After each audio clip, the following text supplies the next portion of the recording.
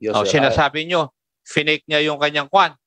He received his lump sum and using a fictitious clearance. So, basically, dapat ibalik niya yung pera na nakuha niya. Yes, sir. Yun po yung pinupurso namin na...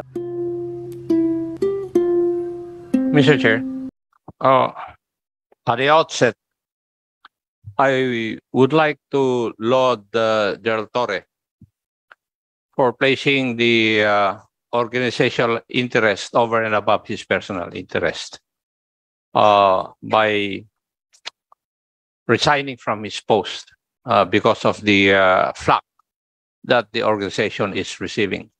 So, according to the chairman, it's good. But please allow me, Mr. Chair, to ask some questions. May I know whether Mr. Gonzales is a retired PNP personnel or a dismissed PNP personnel?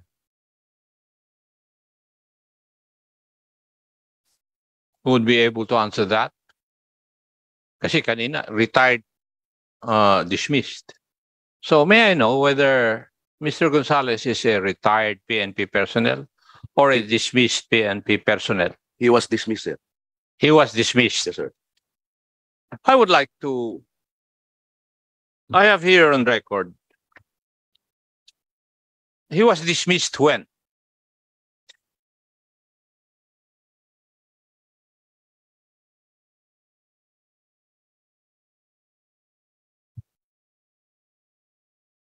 (2016) or what?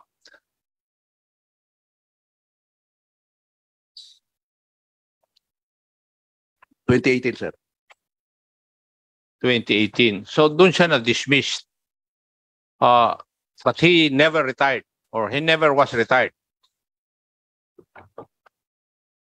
Actually, this morning, sir, I conducted my own investigation with the PRBS, and I already sent them a notice confirming the possibility why he was allowed to get lump sum. So I am checking on this, sir. As the director for investigation, I heard some rumors that he was able to get his lump sum. So I have yet to receive the official report from the PRBS. So, okay, kindly, and the next hearing, will you please bring the answer to the query? yes, sir. If he has or if he had received his lump sum, Yes, sir. then he has retired. Di ba? Yes, sir. Accordingly, sir, he received his lump sum and using a fictitious clearance. So I have yet to find out the truth about that. I only received the information this morning.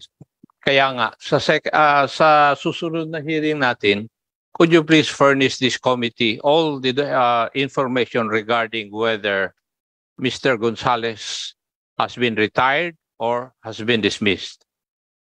Yes, sir, Your Honor. Kasi pag nakatanggap siya ng retirement benefits, di na-retire siya. Yes, sir. Sinasabi nyo, finake niya yung kanyang kwan. It's just only my assumption, sir, but I'm waiting for the official report from the PRBS, sir. Sige. Basta sa susunod na hearing, pakibigyan nyo kami ng kumpletong report niyan. Yes, Your Honor. Kasi pati ako nahihilo kung retired siya or dismissed.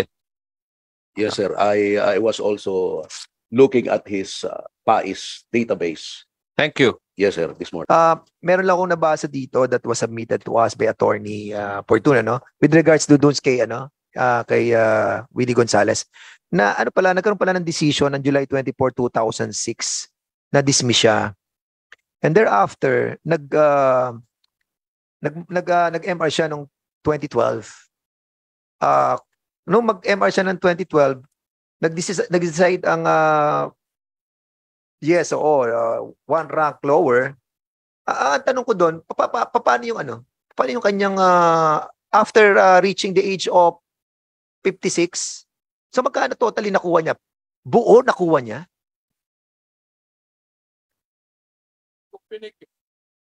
Oh, yeah. Sir, General, General, Actually, sir, he reportedly retired early in 2016, and then he was dismissed when he was already retired in 2018. So, sandali. Nag-retire siya ng 2018, 16, sir. 2016. Yes, sir.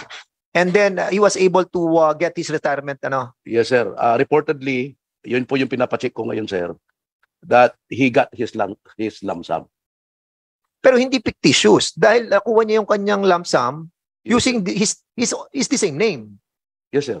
Oh, so a while ago you were saying na fictitious yung ginamit niya kaya niya nakuha yung lump sum Allegedly, niya. sir, my suspicion, Suspicion. gumamit siya ng... Pero it's clear lang naman, madali namang yun, General. Yes, sir. Sasabihin mo lang naman kung nag-retire siya noong 2016 Yes, sir. using his own name Yes, sir. dahil siya nagkaroon ng final dismissal nung In nung 2018. 2018. Yes, sir. The problem now, sir, he should have retired. Nabigyan na makakahingi siya ng pera kasi may pending case siya. Kaya nga. So ngayon may nag-anak na po yung question. Oo.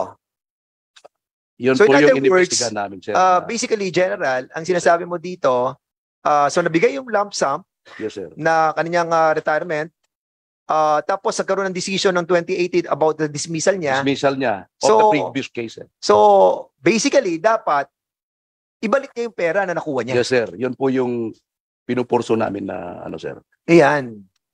So, dapat ibalik niya yung pera. Yes, sir. So, nakita natin dito that, well, kita-kita natin yung mga ginagawang kalokohan nung maswerte si Willie Gonzales dahil we only have like today our last hearing. Actually, kahapon lang kami nakapag-decide for a information hearing like this.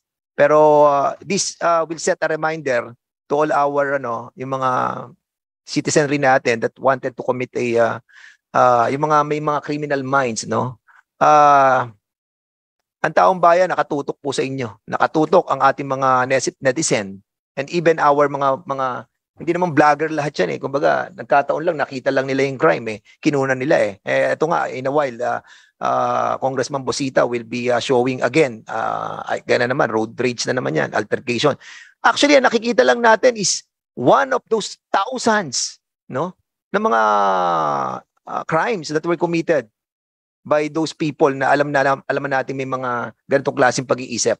And we are reminding them, sayang at kakaunti lamang tayong nag-iimbestiga dito, kakaunti lamang yung rooms natin kung we are being given a lot of opportunity and a lot of times para makapag-conduct tayo ng hearing. Iisa-isahin po natin yan but we know that we cannot.